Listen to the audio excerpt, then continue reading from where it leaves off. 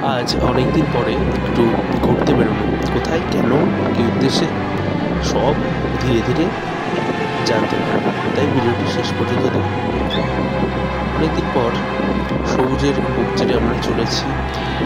কি ভাবছেন, অনেক দূরে কোথাও? না না, এটা আমাদের বাতকুল্লায়। বাতকুল্লা এত সুন্দর একটা মনোরম এলাকা, মানে প্রাকৃতিক পরিবেশের দিক দিয়ে তা বলাই বাহুল্য। যাই হোক, আমরা এখন চলে এসেছি বাতকুল্লার বারাসত অঞ্চলে।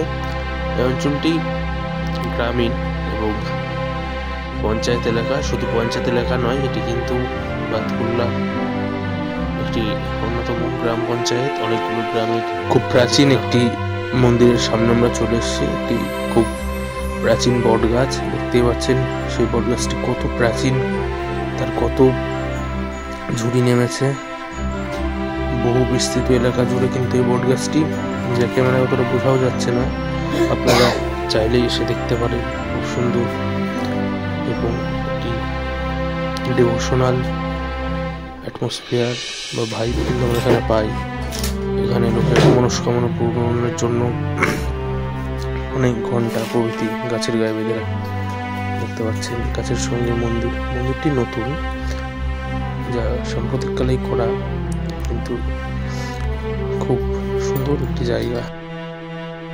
এ সম্পর্কে আপনাদের যদি জানা থাকে অবশ্যই কমেন্টস করবেন, আর যদি আরো জানতে চান অবশ্যই এখানে আসতেই পারেন আপনারা। আমরা দেখতে পাচ্ছি মন্দির। তো আজকের ভ্রমণ এটুকু ছিল, একটু বিশেষ কাজের উদ্দেশ্যে এখানে আসা। তারপরে